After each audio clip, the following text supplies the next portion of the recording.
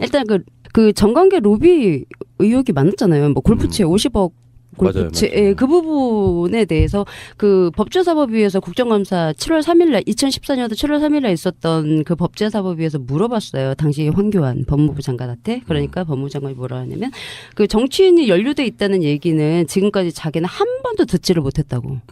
뉴스에 그렇게 막 빵빵 터지고 그랬는데 자기는 그런 얘기를 전혀 듣지 못했다고 하면서 그런 부분에 대해서 전혀 수사할 계획이 없다고 이제 딱 아예 못을 박아요. 예, 그래서 그 이제 황교안 말처럼 뭐 유병헌 정관계 로비 관련돼서는 수사조차도 되지 않았던 부분을 알 수 있고요.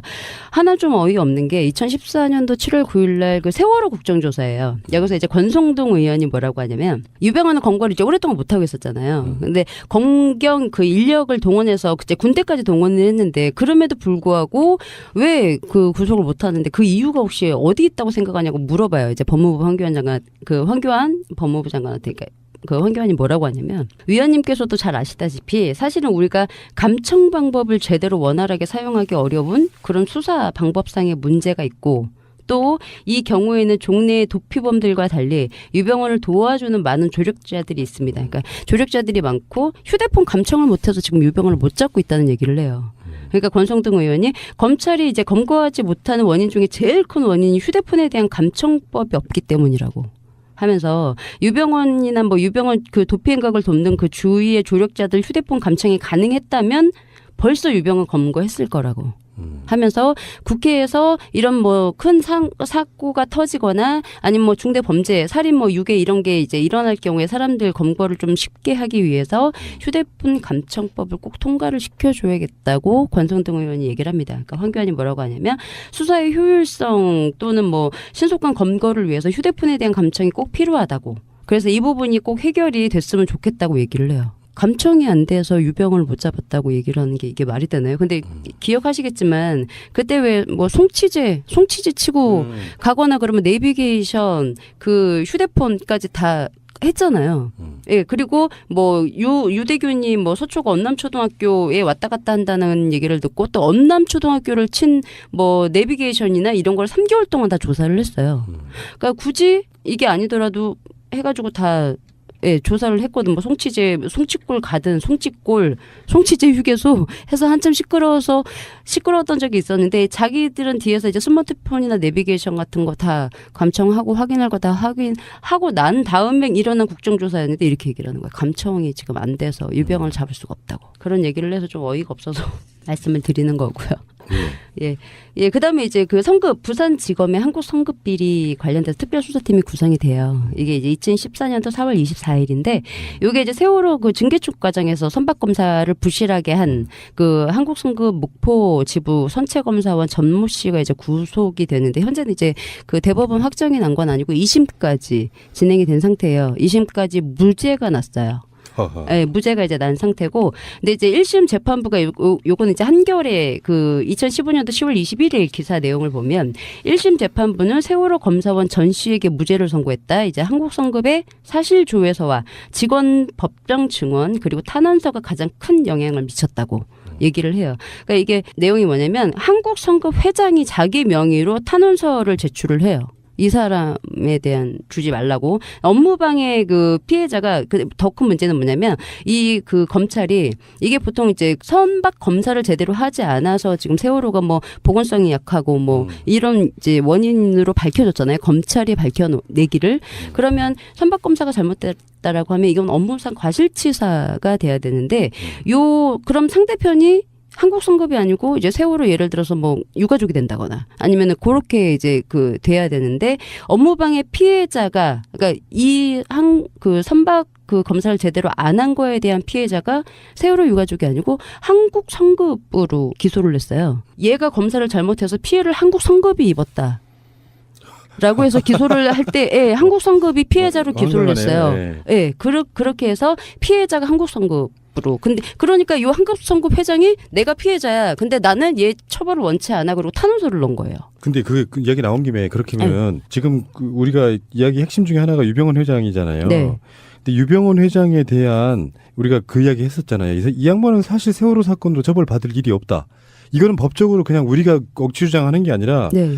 첫 번째 유병헌은 대표이사의 위치에 있지 않았어요. 네네. 실질적으로 청해진 해운의 세월호를 운항하는 책임이 일단 없는 사람이고요. 네. 두 번째는 그때 한참 많이 나왔던 게 그 세월호 안에 사진 갤러리 중축하는 것 전시실. 네. 그것 때문에 뭐 안전성이 뭐 보건성이 뭐 나빠졌다 이렇게 이야기하지만 그것마저도 청해진 해운 자체 관련자들한테 있는 것이지 거기에 자기의 어떤 뭐를 냈다고 해서 그게 법적으로는 법적인 책임이 있는 건 아니고요. 그쵸. 세 번째가 그건데 세월호 안전관리의 그 의무가 네. 선원이나 선장 이런 사람들한테 있는 거지 네. 그 대주주한테 있는 건 아니잖아요. 그렇죠. 그러면 어떤 것도 유병헌 회장한테 어떤 책임이 있다고 볼 수 없는 것이거든요. 똑같아요. 지금 그 한국성급의 그 직원도 마찬가지인 거고. 네. 근데 뭐 보통 이제 그 선사 그러니까 선원을 조사를 하다 보면 구호 책임이 있었으니 근데 먼저 탈출을 했으니 그럼 선원 먼저 조사할 수 있어요. 수사할 수 있어요. 그러면 선원에 대한 안전 교육을 니네 얼마나 시켰니? 1년에 뭐 몇 번이나 시켰니? 조사를 하다 보면 당연히 그 선사를 조사를 하겠죠. 그러면 제대로 뭐 예를 들어서 세금을 냈는지 배를 제대로 운항할 수 있도록 안전 관리를 했는지 투자를 했는지를 보고 거기에서 뭐 예를 들어서 다른데 뭐 돈을 줬다 아니면은 뭐 제대로 투자가 안 됐다라고 하면 회계장부를 열어보고 그렇게 해서 혹시 뭐 위에 뭐 I1I 홀딩스나 그렇게 해서 확인할 수는 있겠죠. 근데 뭐 아시겠지만 이번 그 저번 시간에 설명을 드렸겠지만 이거는 그냥 처음부터 유병헌을 잡자였잖아요. 4월 17일부터 유병헌을 잡자였습니다. 그냥 밑도 끝도 없이. 그러니까 우리도 네. 그 당시에도 그런 이야기를 했어요. 그래서 벌써 3년 전에 우리가 그런 이야기를 했다고. 유병헌이 무슨 잘못이 있는데 네. 그게 네. 그 의혹을 제기했던 게 뭐냐면 그 당시에 네. 유병헌은 잡혀봐야 사실상 구속도 못 시킨다. 국민적인 재판은 될 수 있지만 그렇죠. 법적으로 무슨 잘못이 있는지를 그 없는 상태에서 검찰이 네. 그 유병헌은 제가 봤을 때는 그런 부분이 있어요. 도망가야 될 이유가 없었다.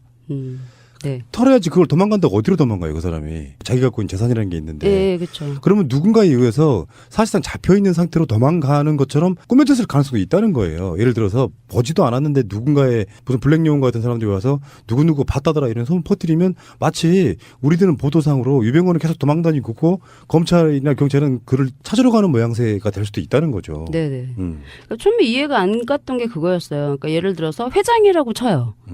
전체 이제 그 그룹의 회장이라고 쳐요.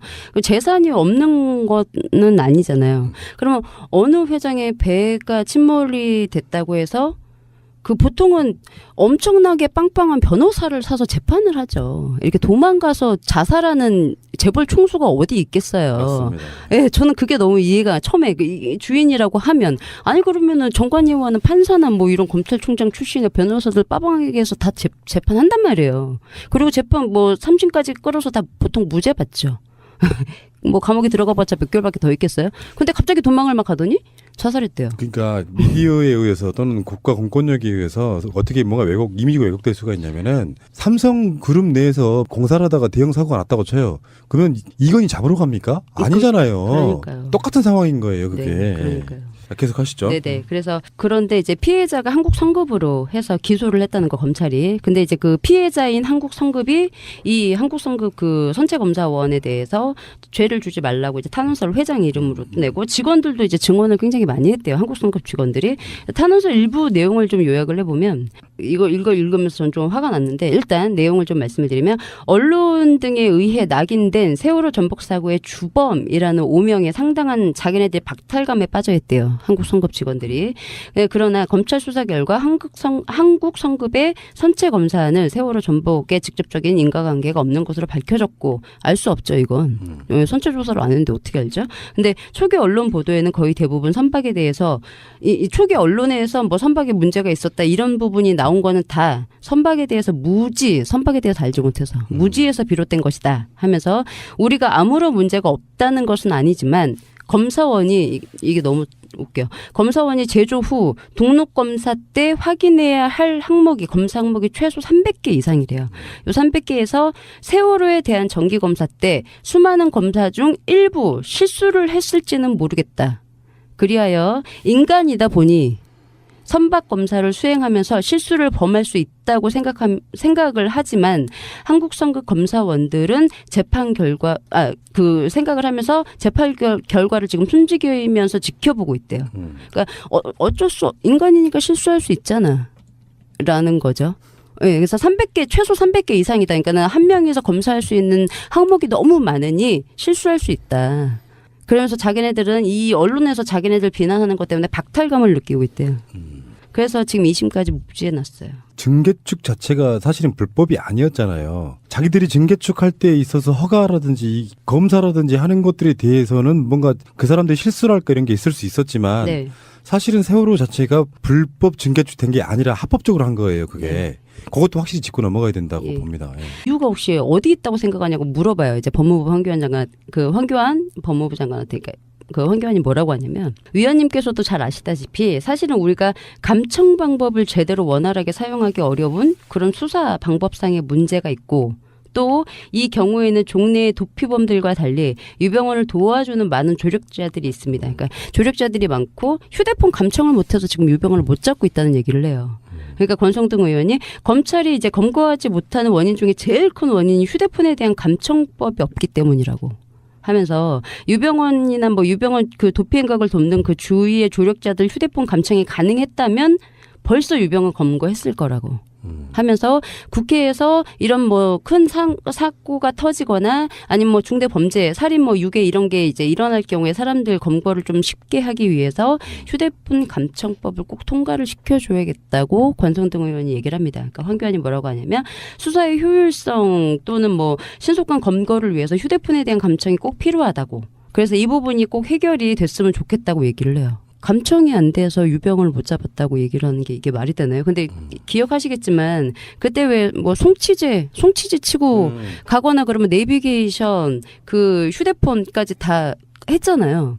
예, 그리고 뭐 유대균이 뭐 서초구 언남초등학교에 왔다 갔다 한다는 얘기를 듣고 또 언남초등학교를 친 뭐 내비게이션이나 이런 걸 3개월 동안 다 조사를 했어요. 그러니까 굳이 이게 아니더라도 해가지고 다 예, 조사를 했거든. 뭐 송치골 가든 송치제 휴게소 해서 한참 시끄러웠던 적이 있었는데, 자기들은 뒤에서 이제 스마트폰이나 내비게이션 같은 거 다 감청하고 확인할 거 다 확인하고 난 다음에 일어난 국정조사였는데 이렇게 얘기를 하는 거예요. 감청이 지금 안 돼서 유병을 잡을 수가 없다고. 그런 얘기를 해서 좀 어이가 없어서 말씀을 드리는 거고요. 예, 그다음에 이제 그 부산지검의 한국 성급 비리 관련돼서 특별수사팀이 구성이 돼요. 이게 이제 2014년도 4월 24일인데, 이게 이제 세월호 그 증개축 과정에서 선박검사를 부실하게 한 그 한국 성급 목포 지부 선체검사원 전무 씨가 이제 구속이 되는데, 현재는 이제 그 대법원 확정이 난 건 아니고 2심까지 진행이 된 상태예요. 2심까지 무죄가 났어요. 네, 무죄가 이제 난 상태고, 근데 이제 1심 재판부가 요거는 이제 한겨레 그 2015년도 10월 21일 기사 내용을 보면, 1심 재판부는 세월호 검사원 전 씨에게 무죄를 선고했다. 이제 한국 성급의 사실 조회서와 직원 법정 증언 그리고 탄원서가 가장 큰 영향을 미쳤다고 얘기를 해요.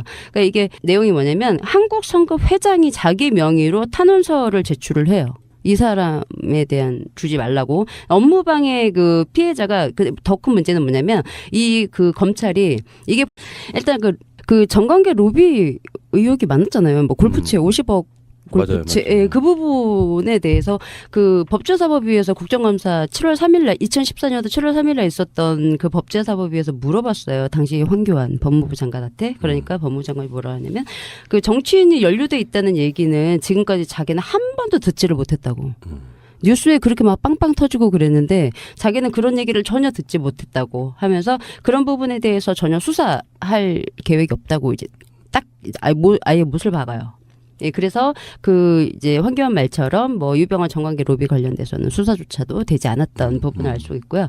하나 좀 어이없는 게 2014년도 7월 9일날 그 세월호 국정조사예요. 여기서 이제 권성동 의원이 뭐라고 하냐면, 유병헌은 검거를 이제 오랫동안 못 하고 있었잖아요. 근데 검경 그 인력을 동원해서 이제 군대까지 동원을 했는데, 그럼에도 불구하고 왜 그 구속을 못 하는데, 보통 이제 선박 검사를 제대로 하지 않아서 지금 세월호가 뭐 보건성이 약하고 뭐 이런 이제 원인으로 밝혀졌잖아요. 검찰이 밝혀내기를. 그러면 선박검사가 잘못됐다라고 하면 이건 업무상 과실치사가 돼야 되는데, 그럼 상대편이 한국 성급이 아니고 이제 세월호 예를 들어서 뭐 유가족이 된다거나 아니면은 그렇게 이제 그 돼야 되는데, 업무방해 피해자가, 그러니까 그 선박 그 검사를 제대로 안 한 거에 대한 피해자가 세월호 유가족이 아니고 한국 성급으로 기소를 했어요. 얘가 검사를 잘못해서 피해를 한국 성급이 입었다. 라고 해서 기소를 할 때 예, 한국 성급이 피해자로 기소를 했어요. 황당하네요. 예. 예, 그렇게 해서 피해자가 한국 성급으로. 근데 그러니까 이 한국 성급 회장이 내가 피해자야. 근데 나는 얘 처벌을 원치 않아. 그리고 탄원서를 넣은 거예요. 근데 그 이야기 나온 김에 그렇게 하면 지금 우리가 이야기 핵심 중에 하나가 유병헌 회장이잖아요. 네. 근데 유병헌 회장에 대한